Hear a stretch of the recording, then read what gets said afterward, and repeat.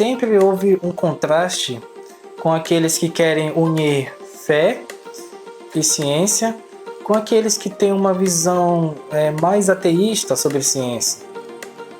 Em 12 de abril de 1961, o cosmonauta Yuri Gagarin foi o primeiro homem a viajar na órbita da Terra.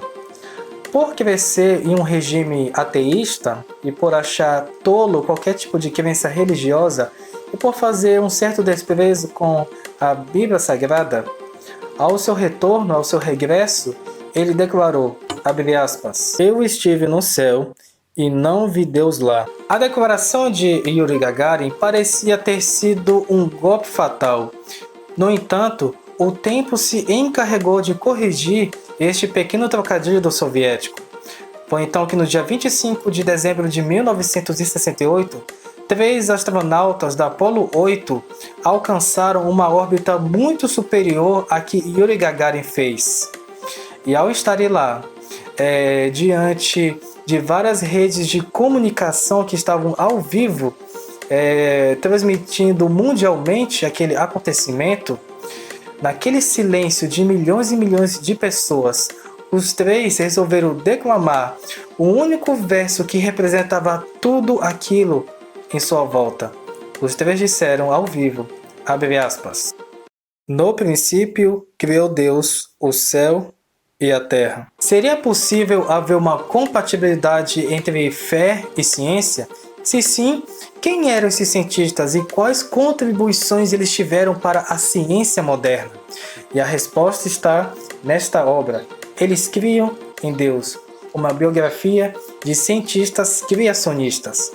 Ficou curioso para saber mais a respeito deles? Começa agora, neste momento, a resenha do livro. Eles criam em Deus.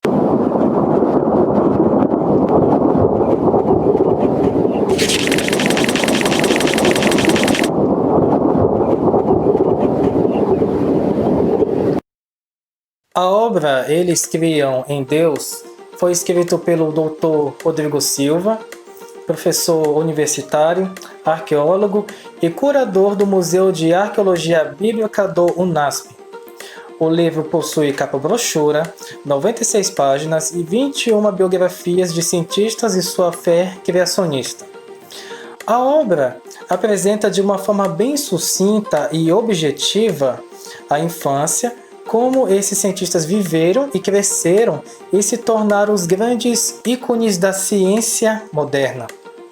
Outro detalhe que o livro aborda bastante, em cada capítulo, em cada biografia, nós podemos ver que o autor ele dá uma ênfase na base que cada cientista tinha para que eles pudessem alcançar os seus méritos e as suas conquistas na sua trajetória acadêmica.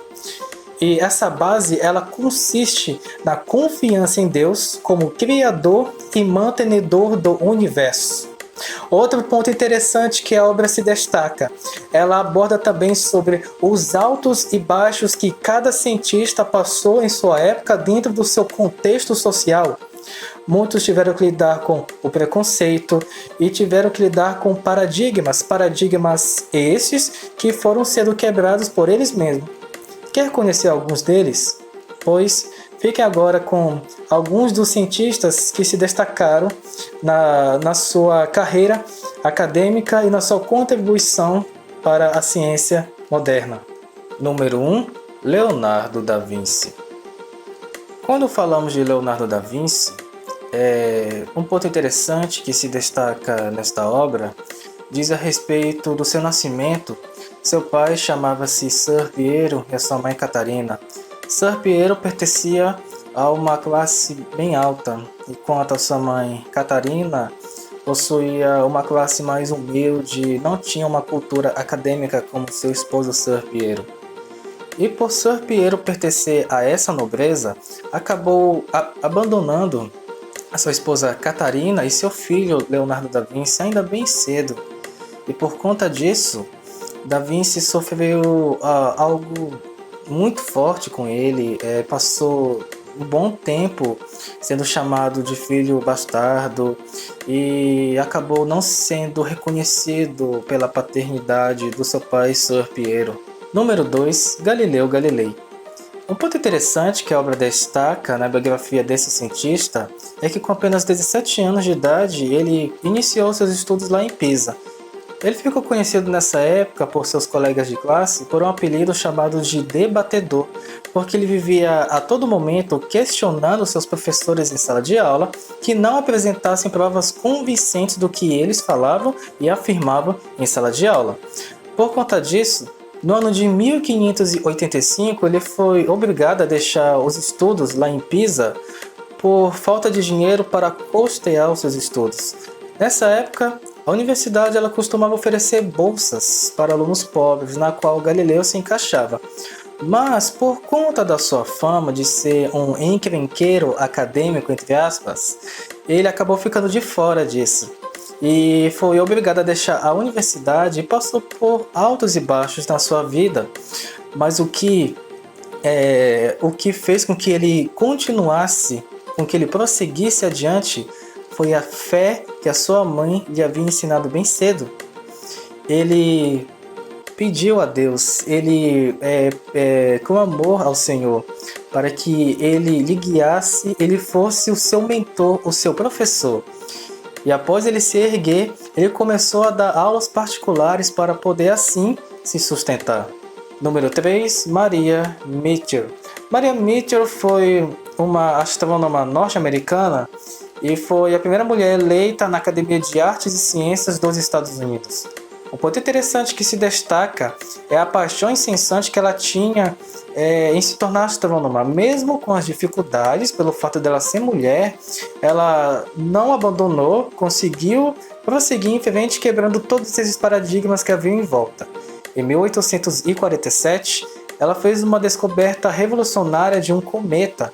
E com o passar do tempo, mesmo com as homenagens que ela recebia, ela não usava isso com uma certa arrogância. Ela não utilizava da arrogância, mas pelo contrário, em todos os lugares que ela ia, ela sempre testemunhava o Deus vivo que ela acreditava.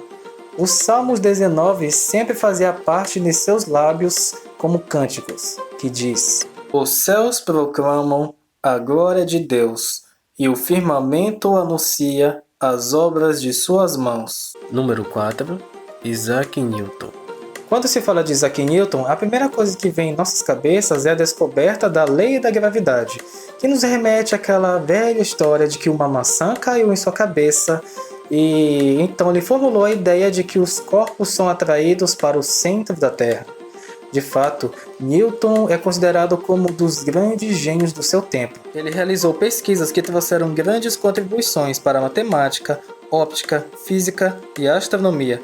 Descobriu, como eu disse anteriormente, a lei da gravidade e formulou as leis básicas do movimento dos corpos. Desenvolveu cálculos e analisou a natureza da luz. Newton estudava muito por conta própria, principalmente as línguas originais da Bíblia, o grego e o hebraico. Utilizou-se também da astronomia para estabelecer datas para eventos importantes, como, por exemplo, a morte de Cristo e a profecia das 70 semanas de Daniel, capítulo 9. Além disso, ele escreveu um livro muito interessante que se chama As Observações sobre as Profecias de Daniel e de Apocalipse de São João, escritos por Sir Isaac Newton. Muito bem, chegamos ao final da nossa resenha. Se você gostou do vídeo, deixe seu like, se inscreva no canal e ative o sino de notificações para ficar por dentro de cada conteúdo que será divulgado. E até a próxima!